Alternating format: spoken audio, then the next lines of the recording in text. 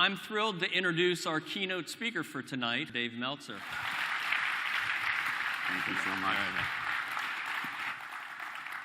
All right, they asked me to talk about principles of success, so I'll start with my favorite principle of success, which is happiness. It's a very simple process, but who here wants to be happy? Come on, let's get excited. I know you guys, yeah. In fact, if I could guarantee you happiness from the time you open your eyes till the time you close your eyes, I know that'd be a great invention and you all would invest in it, but would it be enough? Would it be enough? Most people say yes, even though I don't talk about finances, I don't talk about relationships, I even don't talk about health. But through the busy turmoil of life, we all forget about being happy. I believe always to have mentors. In fact, one thing I always talk about is have 3 mentors at all times. Some of the biggest mistakes of my life were made because I wasn't radically humble and didn't ask for help. I started my life with mentors, though. I had 2 significant mentors. One was my mom, which may be some of yours at a young age. The second were great philosophers. My mom had taught me that maybe I should study philosophy and philosophers because the one thing she said that never changes is human nature. And by studying philosophy, we can understand human nature. One of the philosophers that I really liked was Descartes. And Descartes, of course, said, "I think, therefore I exist." I was very interested in how the mind and the body at a young age related to itself. You know, my imagination compared to my action. The interesting thing about happiness was through Descartes, I believed that they were separate. So I truly believed that money could buy happiness. I thought it could buy love. I actually always attached an outcome, which is a terrible mistake of most entrepreneurs. I attached an outcome to my happiness. You know, once I graduate high school, I'll be happy, or law school, or once I'm a millionaire, I'll be happy. Once I get funded, I'll be happy. And those philosophies really created a lot of difficulties for me in my life. Let me give you a little background on my family. I grew up with 6 kids, a single mom, 5 boys and 1 girl. And my mom was a teacher, so we really didn't have a lot. The one thing we did have in our house was happiness. In fact, the only times there wasn't happiness in my home was when something would break, right? My mom didn't have money for the dishwasher or the car breaking down or to send her kids to summer camp. And I'd actually, see my mom crying mostly over money. And, it really struck me. And I decided that money was going to be the course for me to be happy, because if I had a lot of money, I could help my mom, and if I could make my mom happy, then I truly would be happy. Now, I grew up in this hyper-competitive family as well. My siblings, excuse my language, were parents' wet dreams. At a very young age, they loved to study. They all went to Harvard, Columbia, Penn. I was a little bit different, a little hyperactive, and my mom was this incredible mom, though. She empowered all these kids with no money to be happy, study hard, and to be successful. Although my mom looked like your typical Jewish mom, she was actually a black belt in the martial arts. You wouldn't look at her and know that, but she was a 3rd-degree black belt in the martial art of Jewish guilt. Yeah, she still uses it today on me. I think she's graduated maybe to a 4th-degree black belt. I actually thought that when I brought home the only B in my family that I would break her heart. But fortunately it didn't. All my siblings and I got scholarships to college. My interesting path of being rich, though, right, my solution to happiness was to be a football player. No, I wasn't taller and better looking back then. I just somehow thought I'd be a football player. I actually played football in college. I could run scared faster than they could angry. In fact, my very first football game as a freshman, I was the first player ever to get Christian Okoye his autograph. He's the Nigerian Nightmare. He was the AFC Player of the Year. He signed my jersey with his size 13 foot right here when he ran me over. From that point on, I decided, probably like every other nice Jewish boy, that I wasn't going to be an NFL star. So I decided I'd be a doctor. And I wish I was a doctor like this, but I decided I'd be a doctor. My oldest brother was in med school at UCLA, doing extremely well. After my first season, I went over to UCLA to visit him in the hospital, and I looked at him and I said, "Man, I hate hospitals." He's like, "What?" He's like, "You're pre-med at a great college. You hate hospitals?" I'm like, "Yeah, I don't want to be a hospital doctor.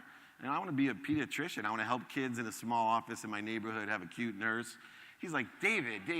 And this was my first entrepreneurial lesson. He said to me, David, you need to be more interested than interesting. And that really struck a chord with me, especially later in my career when I ran the most notable sports agency in the world with Leigh Steinberg. So many people would come up to me that weren't interested at all. They were very interesting, but they had done no due diligence. They had taken no effort, just like I had at 18. They just decided that it looked cool to be Jerry Maguire, so they wanted to be a sports agent. In fact, some of them would come up to me and say, Mr. Maguire, I want to be just like you. And I was like, you need to be more interested than interesting. Needless to say, like a nice Jewish boy, I couldn't be a doctor, so I decided to be a lawyer. And I know that's probably as surprising to you as me being a professional football player, the way I look, that I'd be a lawyer. But yes, I became a lawyer, and I wanted to be rich, so I decided I'd go to Tulane University and be an oil and gas litigator. I figured what a great way to make a ton of money, and probably not the most socially responsible way, but I wanted to be rich to make my mom happy. When I graduated law school, I had 2 job offers, though. The first was to be an oil and gas litigator, and the second was to work in this new thing called the internet. So, of course, I went back to my best mentor, my mom, and I asked her, what should I do? Should I be a lawyer, or should I work in the internet?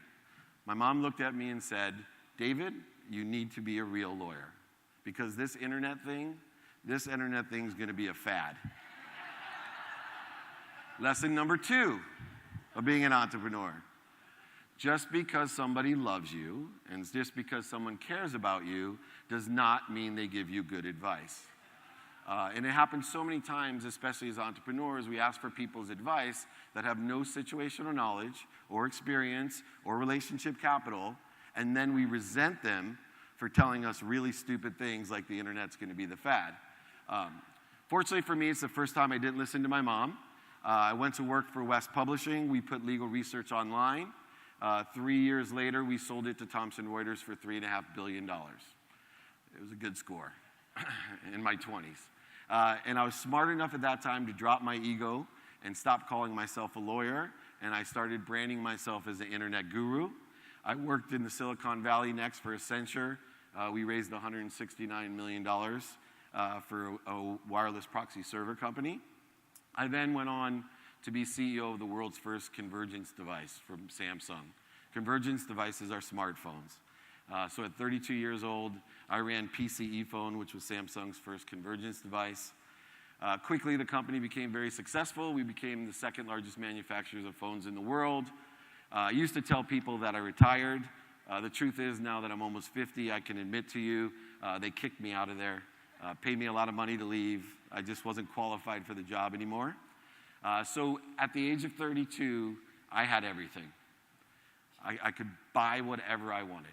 Houses, cars, Ferraris, it didn't matter. I could buy it. I did learn a valuable lesson that money, I bought my mom a house, I bought my mom a car, and I learned that valuable lesson that money does not buy happiness. It rents the shit out of it. I became my mom's favorite child, which wasn't easy. But seriously, when I had everything, it was the first time in my life that I wasn't happy. And unfortunately, I made a huge mistake. I surrounded myself with the wrong people and the wrong ideas. I stopped asking for help. I thought that I knew everything, that I was so successful. I bought up a lot of things thinking that would make me happy. I bought more things and thought that would make me more happy. It just made me less happy. And then I made a tragic error and I bought a golf course. It went up to $120 million in value as Sam Snead's first and only design course. Fortunately for me, he passed away, unfortunately for him, but it became Sam Snead's only design course. And in 2007, without asking anyone, I leveraged it and bought a ton of real estate. And so by 2009, I was bankrupt. I'd lost everything. And I walked into my house, and it was pretty challenging, and I saw my wife, who knew me since the 4th grade. And I walked in, she was talking to her uncle, and she said, you know, I don't know if David can pull himself or us out of this, and I'm really unhappy. And her uncle, who'd known me just as long, said, I can't wait. He said, David's done everything he ever wanted, but I can't wait to see what he does with his back against the wall. My wife confronted me, told me she wasn't happy, told me I should go back and take stock in who I was and what I wanted to become. And so I came up with these 4 principles because I wanted to save my marriage, and my real life, what was important to me. I came up with 4 principles that I use today to regain every single thing that I wanted the right way. The first is gratitude. May sound simple, but gratitude gives you perspective. It makes your past unbelievable, your present even better, and your future even brighter. It's a mathematical equation. I teach people, if you want to change your life, all you need to know is 2 words: thank you. You got to say them every day, before you go to bed and when you wake up. It needs to be a part of you, from your conscious to your subconscious to your unconscious. I've studied physics, quantum physics, and metaphysics. The easiest way to change your life is just to simply say thank you. Now, who here thinks they can say thank you for 30 straight days? Yeah, everybody raises their hand. The saddest thing is, by the time you go to sleep, half of you won't say thank you. By tomorrow morning, another half of you won't say thank you. And within 3 days, almost all of us won't say thank you. I've given you the easiest way to change your life. I've proven it twice in my life. Everything that I want, I have. And all you have to do is say thank you. So get out of your own way and be grateful. The second thing is empathy. Now, empathy is a little tricky because most people confuse it with sympathy.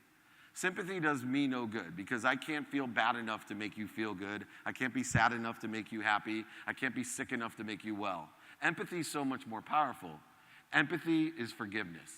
And you can't give what you don't have, so you only have to forgive one person in your life. And guess who that is? Yourself. You can't give what you don't have. And as entrepreneurs, you have to be terribly forgiving of yourself because we make tons of mistakes. The third thing and principle that I live by is accountability. My mom used to say, you need to live above the line. You can't go below the line into blame, shame, and justification. She used to tell me if I was accountable for everything in my life, I only had to ask 2 questions. Number 1, what did I do to attract this into my life? And 2, what am I supposed to learn from it? 2 simple questions. Now, as a lawyer, that got confusing because I said, what if I'm at a stop sign and someone runs into the back of me while they're texting? How can I be accountable? Well, that's liability, right? Those people are still liable to you. I suggest you call your insurance company or your lawyer. Do not go in front of a judge and say, I'm accountable, right? We need to figure out whose damages are being paid. But the bigger question to ask yourself at all times is, what did I do to attract it in my life? And 2, what am I supposed to learn from it? That's how we grow. That's how we change. That's actually, although it's counterintuitive, how you take control of your life with 100% accountability. And then finally, the 4th principle of success is effective communication. Now, I'm fairly good at communicating this way, motivating people, inspiring people. But what I learned was there was a whole spectrum of communication. That the first thing that I really needed to do was communicate this way before I communicated that way. I needed to communicate to that which inspired me. And it's a mathematical equation. Why? It's because when I think about what I want to be happy, immediately, just thinking about it, it becomes a possibility. And if I think about it in the right way, with different principles, and I can become inspired or in spirit, what I call connected to goodness. You can believe in God, Jesus, Muhammad, Buddha, Joseph Smith, the 12th man if you're a Seahawk fan. I don't care what inspires you. But if you live your life in inspiration, your possibilities all become probabilities. I've given you a simple way to make a mathematical advantage in your life by thinking about things in a certain way and staying in spirit or staying inspired. Now, the interesting thing about that equation in communication is that in order to take my probabilities and make them my perspective or my reality, there's only one thing, once again, in my way: me. And we need to take action. We need to take action in order to take your probabilities and make them your perspective or your reality. So what I learned in conclusion is the 4 easiest ways to be happy. Number 1, you need to define happiness, and I came up with this great definition. And if you're going to have one takeaway besides gratitude, it's simply happiness is the enjoyment of the pursuit of your potential. Your potential as a father, as a son, as a community member, as an entrepreneur. If you're enjoying this process every day, that is true happiness. Detach yourself from the outcome and enjoy that potential. Have gratitude, it'll give you perspective. Have empathy, forgiveness, it'll give you peace. Have accountability, it'll give you control in your life. And finally, if you can connect this way, and this way, it will allow you not only to be happy, but empower others to be happy. And that'll make me happy. Thank you very much.